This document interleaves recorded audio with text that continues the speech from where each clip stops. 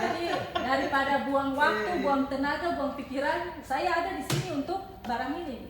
Betul. Itu kami lakukan kegiatan sosial itu banyak. Saya punya impian juga untuk duduk di HKTI karena kecintaan saya terhadap orang tua. Setiap pulang sekolah saya pasti ke kebun, tanam padi gogo, tanam sayur, tanam apa.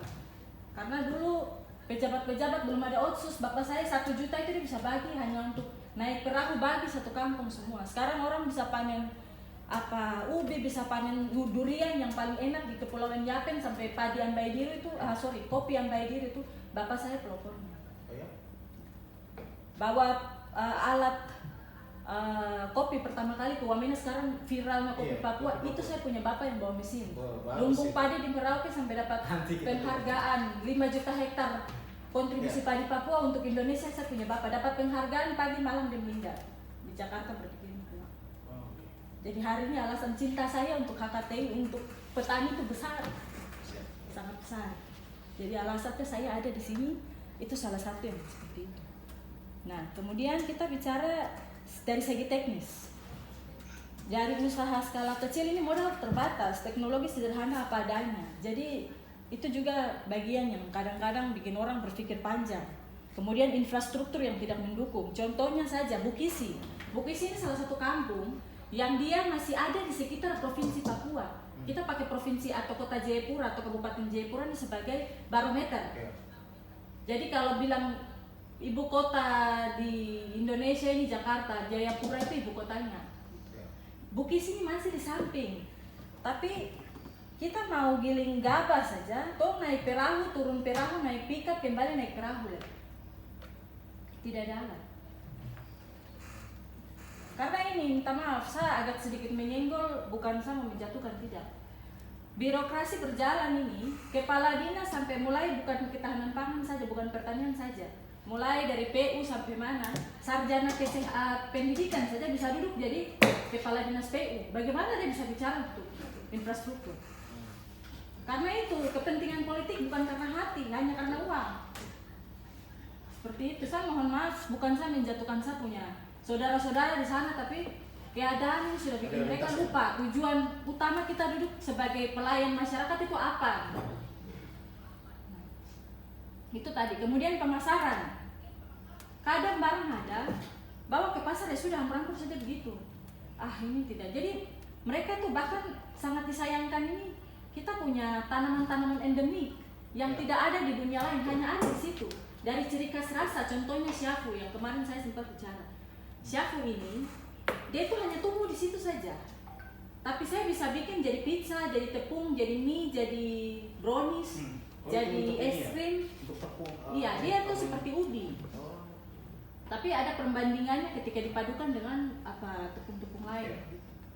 Dan itu rasanya tuh khas, kuat sekali. Nah, saya sempat coba itu dorong untuk mendapat pembiayaan, tapi sampai di tengah-tengah kami ditolak.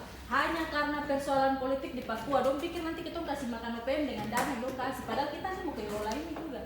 Tong secara bicara merdeka. Sekarang kita mau hidup untuk bagaimana kita punya Papua yang maju. Karena kita bicara sampai ini hanya Tuhan saja yang nanti bisa. Entah itu nanti kapan. Kita sudah mulai sekarang memikirkan bagaimana hidup kita itu sejahtera. Tanpa harus baku injak lagi, saya sudah capek juga. Maksudnya ibarat bahasa saya sudah capek, biar sudah. Nah, jadi dari kondisi seperti begini menenggelamkan kita punya tanaman-tanaman yang seharusnya kita angkat. Ini kan jati diri kita. Bring our culture to the world. Saya Putri Indonesia tahun 2011. Putri Papua. Putri Papua. Negara luar mengenal kita itu karena apa yang menjadi ciri khas kita. Putri Papua 2012. Hal-hal yang menjadi ciri khas kita. Di situ baru ini identik dengan ini. Nah, ini termasuk makanan. Makanan ini adalah bagian yang sangat penting. Bagaimana di luar mengenal kita menjadi komoditas ekspor yang mungkin nanti menjanjikan atau sesuatu yang baik. Why not? Kenapa tidak? Kemudian nah ini tengkulang, merajalela yang tadi saya bilang banyak tapi tidak bisa dijual, tidak tahu mau jual kemana karena orang tidak tahu, tidak punya relasi tidak ada wadah yang menampung. Mari mama kumpul, nanti saya tolong bantu jual ke Amerika kah, Rusia kah, kemana kah, tidak ada seperti begitu. Sekarang dong duduk di HKTI atau dong duduk di organisasi manapun, orang hanya bicara politik saja, tidak ada barangkali yang membahas bagaimana mencerdaskan anak-anak yang lahir hari ini 30 tahun ke depan pintar, itu tidak ada. Jadi kemudian akses pupuk, masyarakat akan banyak, tapi penyakit juga banyak. Apa dong bilang hama-hama. Kakak kandung saya itu, dia ambil spesialis hama penyakit tumbuhan lulusan Brawijaya, kemudian dia ambil ahli parasit di Universitas Jen Belgia. Harusnya dia duduk di sini juga, tapi karena dia sedang meneliti yang untuk lanjutkan S3 ke Eropa, jadi dia tidak bisa hadir. Dia masuk di Dewan Pakar. Bagus. Jadi hidup HKTI, pemuda HKTI, mantap. Ini kita udah nggak sabar ke Papua ini.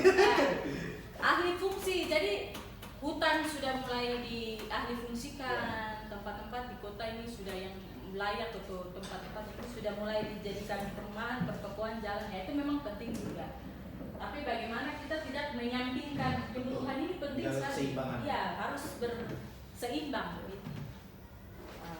Visi dan misi ini terwujudnya kesejahteraan pemuda tani dan tercukupinya pangan di Papua.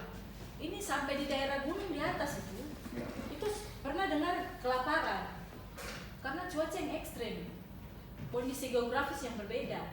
Nah ini solusinya nih bagaimana? Toh mengharap dinas pertanian seutuhnya juga memang itu bagiannya dari tugas mereka. Tapi bagaimana pemuda ini hadir untuk ya sudahlah. Kita tidak bisa bikin banyak hal, tapi setidaknya 1 atau 2 langkah kecil atau sesuatu yang kita bina itu ada hasilnya.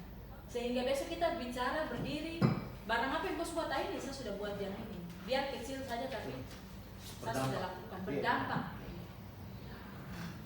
Jadi menyatukan petani muda di Papua dalam wadah pemuda HKTI ini jadi tempat di mana kita melakukan hal yang bisa menjadi berkat dan kontribusi untuk orang lain.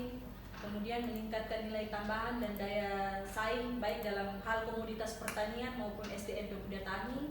Kemudian kita melakukan jaringan kerjasama lintas profesi baik tingkat regional, nasional maupun juga internasional dan mewujudkan kesejahteraan pemuda tani maupun ketersediaan pangan di Papua.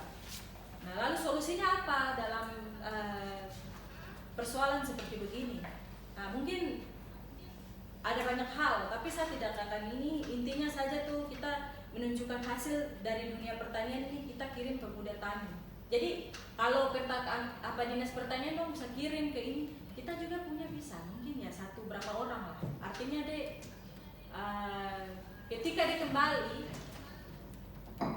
di situ mungkin PPL agak susah atau pamalas atau bagaimana ya sudah. Yang penting ini kita nih tombak di depan harus selalu bataria dorang ya kan tidur saya bikin apa program ini ya kita kan bisa jadi monitoring ya. Nah, jadi seperti begitu. Belajar ke tempat yang memiliki sektor pertanian yang modern maju. Waktu saya punya kakak dia ada di Eropa, dia duduk di satu pertanian besar 10.000 hektar. Nah dia ini ciptakan parasit untuk bunuh parasit. Jadi dalam ilmu pertanian ini kan kita tidak sebagai manusia kita tidak punya hak untuk membunuh tumbuh makhluk lain yang Tuhan ciptakan.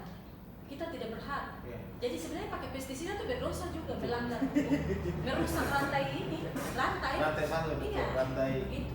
Jadi dia ciptakan satu parasit jamur.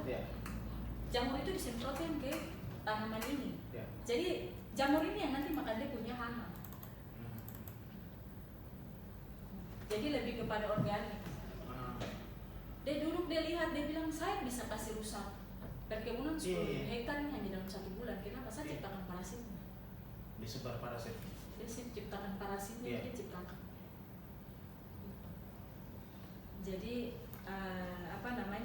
itulah gunanya edukasi, pengetahuan ya, supaya kita mengelola pembelajaran ini tuh lebih maksimal, tidak kepada hal-hal yang lebih sederhana, tetapi seiring dengan berjalannya waktu kita juga bisa inovatif dengan perkembangan zaman dengan kemajuan teknologi yang ada seperti begitu.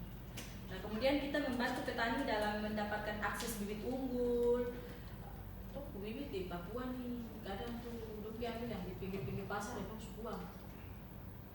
Karena bibit di pasar itu di toko petani itu mahal.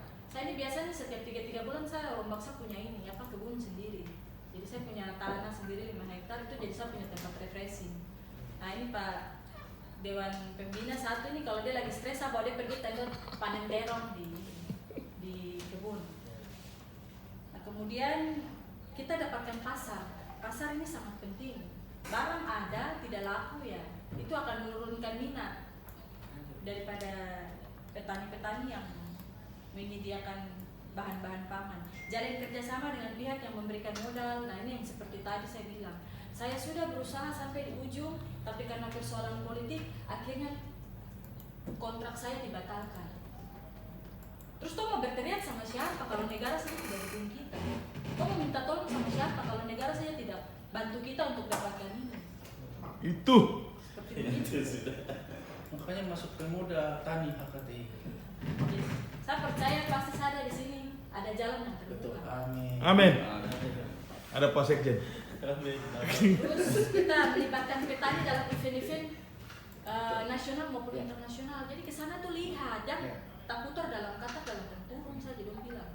Kita pergi kita lihat ternyata di sini tuh begini, ternyata tuh begini. Ya Tuhan, berarti selama ini dunia ini terlalu luas untuk saya cuma lihat pada satu patokan saja. Nah mungkin itu seperti begitu. Karena saya dari biak, saya sampaikan kasumasa Tuhan Yesus memberkati. Amin. Yang ini lainnya nanti menyesuaikan sesuai dengan iman kepercayaan masing-masing. Mungkin saya tidak bicara panjang lebar, tapi harapan saya adalah 1-2 program terjalankan dengan baik sehingga kita punya controlling juga setiap waktu dari tahun ke tahun melihat bahwa ada 1-2 hal yang berhasil dari peningkatan di Papua. Seperti itu. Terima kasih. Selamat siang. Berikan aplaus dulu. Sama. Sak itu mantap sekali. Kita membuka pemaparan visi misi untuk persiapan 2022 itu dengan sangat bagus sekali dari nona kita dari Papua ini. Kita optimis kita semakin besar di 2022 sehingga semakin berdampak. Tadi yang baru datang ketua pemuda tani HKTI dari Kalimantan Timur, Kalimantan Barat. Luar biasa sangat. Kehormatan banget. Iya, jadi terima kasih untuk Nona Juliana yang sudah menyampaikan pemaparan visi misi dengan sangat baik sekali dan sangat sangat semangat. Kita sangat mengapresiasi dan kita berterima kasih, kita bersyukur nih ada calon yang ini ya, maksudnya yang sangat semangat dan yang sangat powerful menurut saya. Nah di Zoom ada Mbak Dian juga, Mbak Dian Kresna, beliau salah satu pengurus ketua bidang untuk edukasi dan untuk SDM, untuk peningkatan SDM. Kemarin kami sama-sama ke Jogja, pelantikan di Jogja, beliau masih di Jawa Timur, masih di urus usahanya di Probolinggo, jadi ikutnya dari Zoom. Kita udah ini Mbak Dian, nanti kita ke Papua nanti. Iya, nah jadi jalan-jalan di hutan. Iya, terima kasih. Jadi kami sangat sepakat dengan yang tadi disampaikan oleh Mbak Nona Juliana mengenai harapan dan mengenai ini ya pandangan yang sangat brilian terhadap pertanian khususnya di Papua.